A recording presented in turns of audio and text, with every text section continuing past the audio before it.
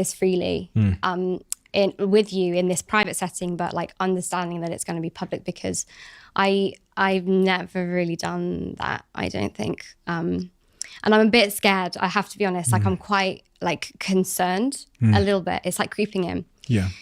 But I really hope that it like can help the people that it's like, you know, or I don't know what I hope, but yeah, I hope it's okay. What is the concern? I don't know. It's just like that, like the media training part of you that's like, don't say this or da. And also because like a lot of things that I've discussed, like they do concern other people. And so, you know, there's that as well. Because it just gets, I don't know. But it's fine. It's fine. It's going to be okay. I sound like I'm just trying to convince myself. Yeah. Were you anxious about coming here today? Yes. But I had prepared. Well, no, I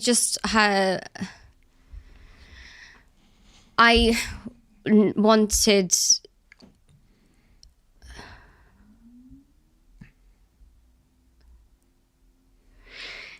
Sometimes I'm anxious because I don't know where it's going to go. And other times I'm anxious because I like, it's like, are you going to be open or not? Or are you going to be honest or not? I guess, yeah. So that was sort of the anxious thing, where it was like, you know, I went to morning yoga this morning and I was doing breathing exercises in the car. Because it's like, it's very easy to slip back into the like, I really like, it's like still a part of me. It's still a very, very prominent part of me. So, yeah. Why did you want to do that today? Why did you want to be open today? Like there's a piece that's like missing, and like if I try and really talk about things honestly, like I just know that there's this like massive like hole that I'm like dancing around the edge of, and I don't think that it like, I don't think that like helps anything. So yeah. I guess like what I wanted to speak about today, and like we have spoken about it, and it's like been a lot more emotional than I, you know, anticipated, but it always is, right? But it's like, you know, like freedom of expression and like making art really did change everything, and like I want other people to feel that. And like I couldn't talk about that without like fully talking about what it helped me escape from, I guess. So yeah.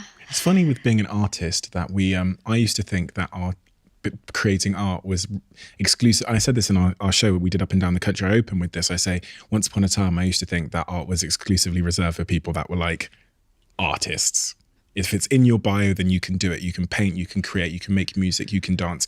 But only if it's in your bio and you've gone to like school for it. Yeah. Everyone else were all like other things. Artists over there, everyone else over here. And it was actually when I left my job as a CEO that I thought to myself, at a fundamental level, if I remove all these labels that society's given me, what am I? And that's when I discovered the art in me that had been suppressed because society says you're an artist and I'm a CEO. Yeah. But we're all artists, and that realization has been so amazing for me and my mind and my mental health and all those things. Do you think we're all artists? I do. And I think that there's a lot of words you can use for that might make, you know, people more comfortable with, you know, that as a label. But I think like fundamentally, like since the beginning of time, like humans have like made things, and they've just like got increasingly like complex, and like they've altered like the human state in like lots of ways, and like, you know, the way we think and the way we behave or whatever. But like we've always made things like at our fundamental level, like we've used tools and we make things. And whether you like see your approach to life or like your mind as like more like analytical or something, like it's still like creation, like you're still creating things, and finding like what you create like very freely, and like being able to do that as much as possible is like an incredibly fulfilling thing.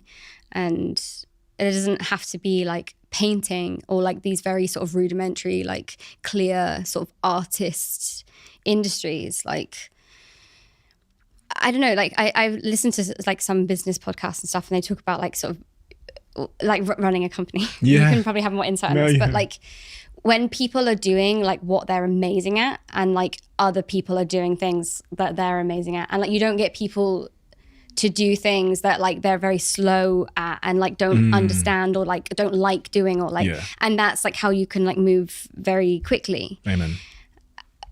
And so it's like, but what about like the whole world? Like, not that the whole world is like a company or whatever, but like what if we could all do what we're like that comes effortlessly to us?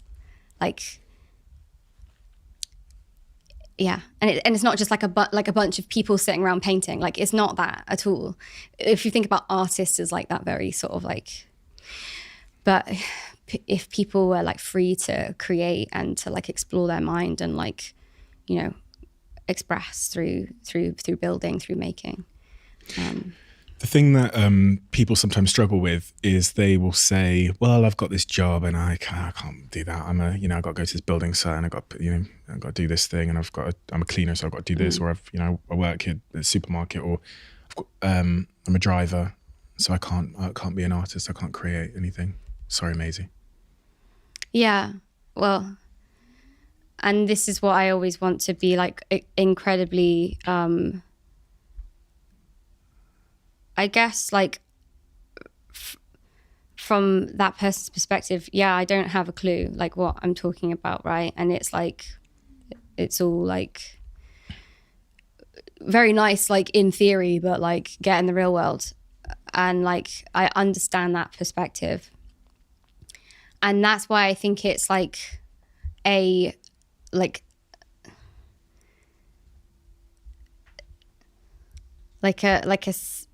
problem like that's rooted through like even the way that like children are like educated, like all the way through to like the way we see like our working lifespan, like. But I believe I understand what you're saying. You're saying, wouldn't it be wonderful if everybody could get to that place? If that was, even if it's and I personally think that I really would love, if I could wave a wand and everyone listening to this could maybe take one thing away from this, from from how I've received it. It's like, we don't have to give up on that dream of creating just because, like, I remember working in call centers. I remember doing all of those things, but I would also prioritize as much as I possibly could, understanding the context I'm in, and everyone's in a different context, not one that I can speak to, that the way out of that for me was like owning my own space of creation, even if that meant home and like playing a video game where I got to like build a virtual world. Or in the case of me, it was I was building this business called Wall Park. And it's actually more so now that I'm like learning to DJ and I'm like doing these shows, I'm writing these books, that I'm like, no matter how much I get caught up in my identity of like building businesses, whatever, I should always reserve a split space for like creating, if possible. And that is so good for the mind. I hope everyone, because I know everyone listening to this, there'll be a guy, driving up in a lorry listening to this right now, but he knows he loved playing the drums. And at some point he told himself that, I can't do that. That's a silly thing. That's a distraction. Yeah. It's a waste of time. That's the worst one.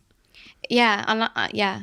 I think like the like snowball of like opportunities that like, or possibilities that it opens up when you just like, you don't tell yourself, no, I can't do that anymore because I don't have time, or I don't have, it's like, I have to do this instead, or I have to do this instead. Like switching like a little portion of your week over to like freely creating. I think it can bring incredible things for people.